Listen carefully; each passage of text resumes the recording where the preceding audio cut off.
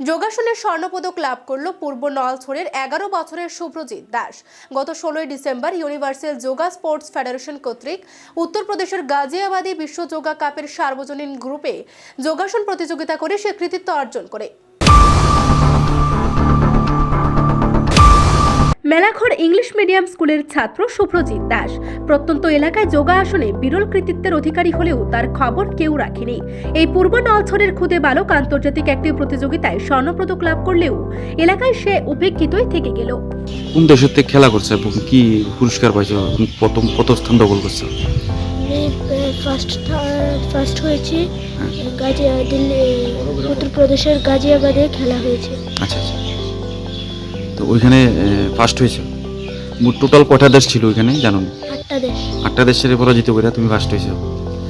আচ্ছা আচ্ছা, কেমন লাগতেছে এই যে তুমি চ্যাম্পিয়ন হয়েছো, বা কারে তুমি সম্বোধনা জানাবে, কি তোমার সবচেয়ে বেশি ভালো হয়েছে? আমার আন্টি, আমার গুরু। আচ্ছা, আমার ভালো লাগছে ফার্স্ট হয়েছি। জানা যায় আগামী দিনে এই বিরল কৃতিত্বের জন্য শ্রীলঙ্কা নিয়ে যাবে সংস্থার সদস্যরা।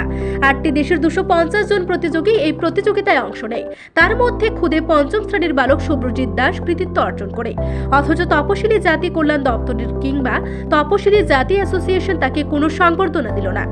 গত 1 জানুয়ারি নলছড়ের ক্যাম্পতলিতে অদ্বৈত মল্লবর্মণের জন্মজয়ন্তী উৎসবে এসসি অফিসার অ্যাসোসিয়েশন বিভিন্ন ক্ষেত্রে সাফল্য স্বীকৃতি স্বরূপ সংবর্ধনা প্রদান করলেও খুদে স্বর্ণপদক বিজয়ী যোগাসন প্রতিযোগিতায় শুভ্রজিৎ দাসকে সংবর্ধনা দেওয়ার প্রয়োজন বোধ মনে করেনি এসসি অফিসার অ্যাসোসিয়েশন বলে অভিযোগ। এই যে আপনারা কোনো সংস্থা বা কোনো গভর্নমেন্ট থেকে কোনো সহযোগিতা বা কোনো কৃতি সম্বর্ধনা বা সম্মাননা দেওয়া হয়েছিল?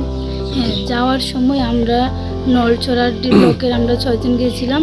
চ্যাম্পিয়ন হওয়ার পরে এখন পর্যন্ত আর এই ছেলেটাকে কোনো সম্বর্ধনা বা তাকে সম্মান কৃতি সম্বর্ধনা দেওয়া হয়েছে?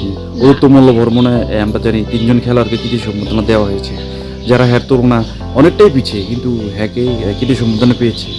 না, অদ্বৈত মল্লবর্মণে সেটা হয়নি, কিন্তু যাওয়ার আগে আমাদেরকে হেল্প করেছিল, আসার পর আমরা কোনো হেল্প পাইনি। এখন কি বলবেন রাজ্য সরকারের কাছে এই বিষয়ে? যেহেতু আমরা সুনামুড়া সাব ডিভিশন সিপাহীজলা ডিস্ট্রিক্টের মধ্যে ও চ্যাম্পিয়ন হয়েছে, আমার আশা ছিল ওকে এসে সবাই যেন একটু সম্বর্ধনা জানায়, এটাই ছিল আমার চাওয়া। ম্যাডাম, আপনি তো অনেক আপনার অবদানে সে আজকে যোগাতে বিশ্ব চ্যাম্পিয়ন হয়েছে, আজকে এত বড় একটা সম্মান অর্জন করেছে। কেমন আপনার অনুভূতিটা কেমন, বা আপনি কি বলবেন? আমরা ত্রিপুরা থেকে গেছি, মোট আমরা 25 জন। তার মধ্যে best of the best champion নলছড়ার ব্লকের শুভ্রজিৎ দাস, আমারই student, regular Ram Thakur yoga সেন্টারের। তো ও প্রথম, আমরা সাব জুনিয়র গ্রুপটা 9টা ভাগে ইভেন্ট ছিল, 9টা গ্রুপের মধ্যে 9 জন ফার্স্ট, তার মধ্যে best of the best Subhrajit হয়েছে। কেমন লাগছে আপনার থেকে?